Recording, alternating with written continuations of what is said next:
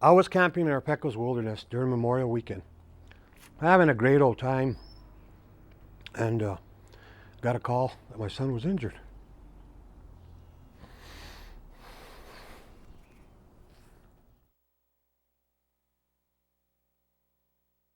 The mission that we were anticipating we were going to get that day wasn't customary. It wasn't the type of mission that we generally do. It was a very unique mission in the sense that it was a rare daylight raid. It was in an area that we did not have a lot of U.S. presence in, but we knew that it was an opportunity to strike hard against the enemy and an enemy network that was worth it. I mean, we were all really pumped up about it because it seemed like there was going to be action happening. Leading into the morning of the assault, we had a fix on the location of our targeted individual. Everybody had that same sense of we needed to get business done. We knew this was an opportunity and it was a fleeting target, and this was the reason why we were going. We went out, we loaded on the helicopters. I just remember usually you can't see the Rangers' faces because it's usually dark when we get in those things. And just the blank stares that was on everybody's face, because that level of comfort we usually have when we go in at night just wasn't there. As soon as we landed, we started to receive enemy contact. And as that was going on, Rangers do what Rangers do best. That's neutralize and destroy the enemy. To be able to look fear and danger right in the eyes and be able to say, hey, let's get ready to take care of business. There was actually a decision made to split the force, which kind of changed the dynamic of how we were going to assault the primary target. First squad was clearing another building, and I was in third squad at the time, and Sergeant Petry was the weapons squad leader, and he was with us. Petri was up there with that squad. He was up there in charge of that element as they moved in. Many situations where we have troops in contact at close quarters like that are resolved very quickly. It was apparent from this one that this was drawn out. This was different. There's no question about it. Me and Specialist Gathercole were clearing underneath, and Sergeant Petry and Robinson went back to clear the chicken coop and whatever was in the courtyard. So when we were down in the basement, we got the call that Sergeant Petry and Robinson were both hit. We were actually back clearing into the compound, and I remember seeing the guy out of my peripheral vision. Two guys with AKs at their hip, just spraying, and one happened to strike me right in the thighs. And I didn't know I was hitting both thighs, but it hit my left thigh. And I ran for cover, leading out in front of PFC Robinson, who was behind me, and he was struck right in his rib cage on his left side. I got out there first. I noticed that Petry was shot through the legs, and Robinson was laid out on the ground, and I immediately took out a tourniquet because I was going to throw that on Sergeant Petry's legs. And then that's when a grenade came over the wall, and that kind of blasted me and Robinson, and that's where I got knocked out. Sergeant Roberts and Specialist Gathercole came out, and they started engaging those two guys that were throwing the grenade. And then Specialist Gathercole was shot. When I came in the front door of this compound where they're at,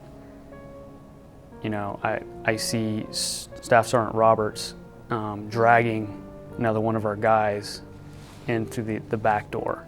And there's like a trail of blood. He's all bloody all over his face. I said, who's this? And he's like, it's Gator.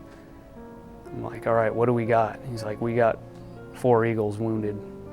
They're getting ready to put him on the litter. And I asked the medic, I said, hey doc, do we need to put his helmet on for transport? At the same time, it was Sergeant Bates, our company senior medic, looked up at me and just kind of went like, hey, this guy's not gonna make it. When I turned around, and another grenade was pretty much right behind me and Robinson, and we were looking this way, shooting at this guy, and the grenade landed right there, and Sergeant Petry lunged for it. He grabbed it and was throwing it around the wall, and I saw it go off, and then he came back, and his hand was gone. I could tell you that what kind of went through my mind, and if I could kind of show you with the prosthetic that I have. Yeah. This thing comes off, but it was literally just cut right off at the wrist. There was a little bit of meat skirt, so to speak, for lack of better words, hanging around the edges, and it was oozing. I could see the radius and the ulna bone sticking up maybe about a half an inch. It was vivid where I could see the black marks from where burns were, and a little bit of the dirt and the smell of still explosives. And I sat up and I grabbed it. And it's a little strange, but this is what went into my mind was, why isn't this thing spraying off into the wind like in Hollywood? And then right away just got back to reality.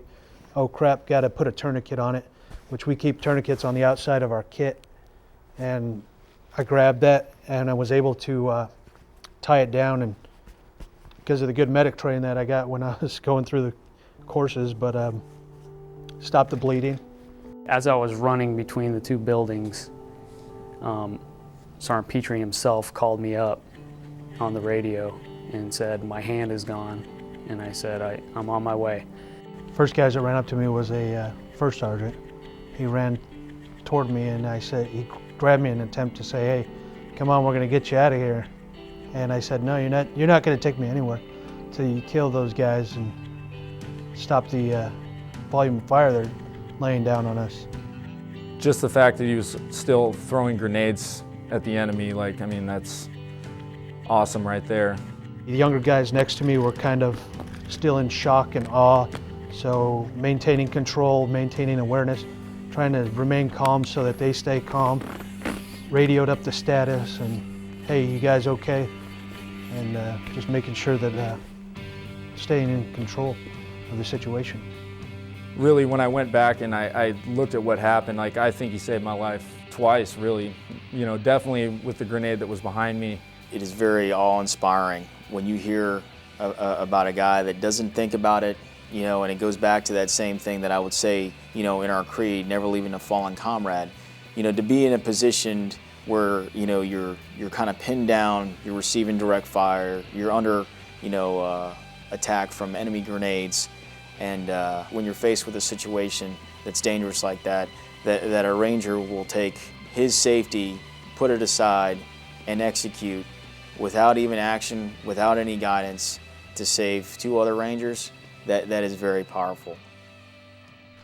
Finally, the service of Leroy Petry speaks to the very essence of America. That spirit that says no matter how hard the journey, no matter how steep the climb, we don't quit. We don't give up. Leroy lost a hand, and those wounds in his legs sometimes make it hard for him to stand. But he pushes on, and even joined his fellow Rangers for a grueling 20-mile march. He could have focused only on his own recovery, but today he helps care for other wounded warriors, inspiring them with his example. Given his wounds, he could have retired from the Army with honor, but he chose to re-enlist. This is the stuff of which heroes are made. This is the strength, the devotion that makes our troops the pride of every American. And this is the reason that, like a soldier named Leroy Petry, America doesn't simply endure, we emerge from our trials stronger, more confident, with our eyes fixed on the future. Our heroes are all around us, saluting one of those heroes, Leroy Petry.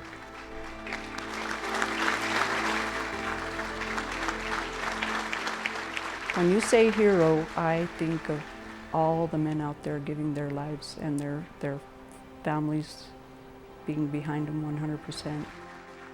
But he had that character in him to help other people, and that's what he did. He cared about other people.